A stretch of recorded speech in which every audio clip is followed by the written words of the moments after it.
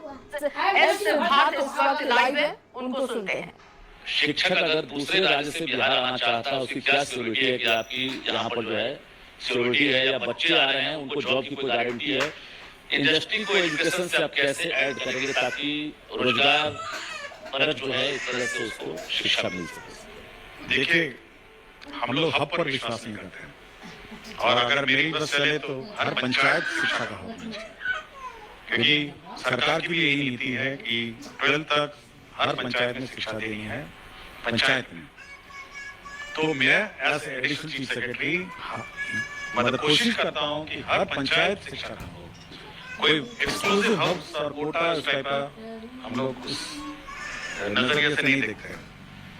और जब भी आप हब करते हैं तो जो स्ट्रॉन्ग और मजबूत लोग हैं वो हब पे चले जाते हैं, और जो कमजोर वर्ग के लोग हैं वो अपना पड़े रहते हैं।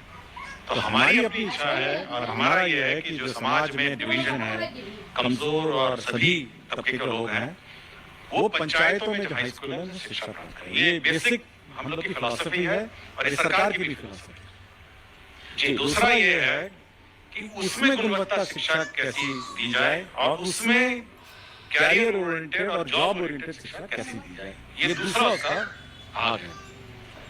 हम लोग का ये है कि जो न्यू एजुकेशन पॉलिसी में जो कहता है कि हर जो स्टूडेंट है उसको स्किल से एम्पावर करना है, विशेषकर आपके जो स्किल एम्पावरमेंट है 9th 10th 11th 12th, उसका स्किल एम्पावरमेंट पर अब इस साल हम लोग जोर दे रहे हैं, जिसमें हम लोग निकटतम ITI, निकटतम पॉलिटेक्निक और निकटतम इंजीनियरिंग कॉलेजेस को टैग करेंगे, और स्टूडेंट्स जो हमारे स्कूल्स में हैं उनको स्किल डेवलपमेंट में हम लोग ट्रेन करेंगे। तो पहला तो यही है।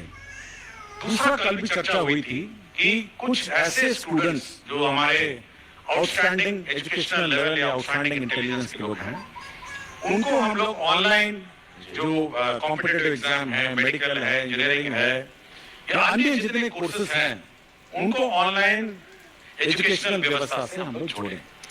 लेकिन हम लोग ये चाहते हैं कि कहीं एक जगह आके सब लोग नहीं पढ़े, बट हर पंचायत, हर प्रखंड और हर जिले में अपने अपने हब स्थापित हों। बिल्कुल, काफी महत्वपूर्ण जानकारी आप दे रहे हैं, और हम चाहेंगे कि एक IITian अगर IAS बनता है तो उसके पास कुछ एक्स्ट्रा स्किल भी होता है, कहा भी जाता है। एक IITian जो है एक साइंटिस्ट के रूप में और एक IAS अधिकारी के रूप में बिहार के शिक्षा विभाग के CS हैं, और नए आपके लगातार प्रयोग हो रहे हैं। कहते भी हैं कि छोड़ो कल की बातें, कल की बात पुरानी, नए दौर में नए लिखेंगे मिलकर नई कहानी। तो ये जो उम्मीदें हैं आपसे, हम चाह रहे हैं कि अभी कुछ भी ऐसा आपको लगे जो नया प्रयोग आप करने वाले हैं शिक्षा विभाग में। क्योंकि अभी जिस प्रकार से ऑनलाइन अटेंडेंस की शुरुआत आपने की, जो ड्रॉप आउट का रेशियो आपने कम किया है, स्कूल से फरार होने वाले टीचर पर नजर है, मिड डे मील को आपने सेंट्रलाइज कर दिया है, उसमें सबसे बड़ी गड़बड़ी और घोटाला की खबरें हम लगातार कवर करते रहे हैं। मिड डे मील में भी उसमें भी आपने एक चेन बना दिया है। एक और नई जानकारी अभी हम चाह रहे थे कि आप एक नया प्रयोग, अभी सूत्रों के हवाले से खबर आ रही है कि आप एक हेडमास्टर को लेकर कुछ नया प्रयोग करने वाले हैं कि मिड डे मील उनके हाथ से जा सकता है। तो ये क्या मतलब चेन रिएक्शन चलता है? हेडमास्टर को लेकर टीचर को आप दे रहे हैं जिम्मा की उनकी निगरानी आप करें, अब क्या प्रयोग रहा?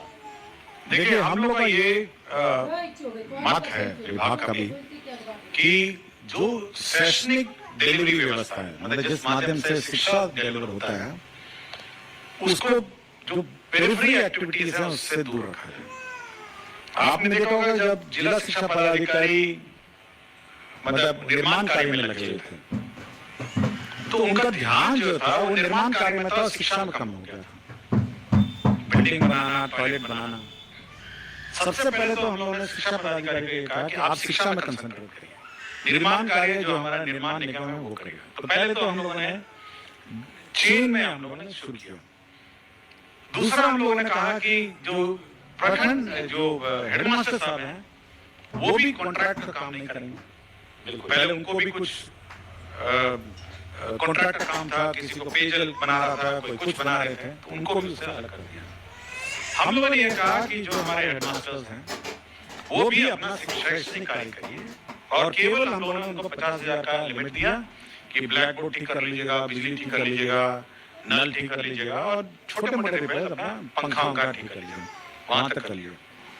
लेकिन एक चीज अभी भी प्रॉब्लमेटिक है, वो है मिड डे मील। जी और मिड डे मील के चलते हम लोग की जो व्यवस्था है, हम लोग कभी रिपोर्टिंग देखते हैं और हम लोगों ने, आपको याद होगा कि 30 टैबलेट भी हम लोगों ने बांटे हैं, पायलट प्रोजेक्ट चल रहा है, बिल्कुल। एक 30 टैबलेट्स चल रहा है जी जो स्कूल में मॉनिटरिंग करता है कि कितने बच्चे आए, कितना खाना खिलाया, कितने अटेंडेंस है और क्या चल रहा है स्कूल में, मतलब सुबह सुबह क्या प्रार्थना होती है, सब वो रिकॉर्ड होता है।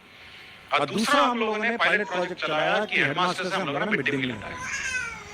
देखिए मिड डे मील में एक प्रॉब्लम हो रहा है, मतलब अभी हम लोग रिजॉल्व इसको करने की कोशिश में लगे हैं कि उससे क्या हो रहा है कि हेडमास्टर साहब के जिम्मे है, तो हेडमास्टर इतने व्यस्त हो जाते हैं उस मिड डे मील में कि बाकी उनका जो काम है, उनका काम क्या है, उनका काम है कि टीचर्स समय पे आए नहीं आए, टीचर्स कोर्स पढ़ा रहे हैं नहीं पढ़ा रहे हैं, आज कौन सी कक्षा में क्या पढ़ाई हो रहा है, आज होमवर्क कौन टीचर दे रहा है, कौन होमवर्क टीचर नहीं दे रहा है, तो बेसिक उसका क्या काम है। और स्टूडेंट्स बच्चे आ रहे हैं, और अब इस साल हम लोग सोच रहे हैं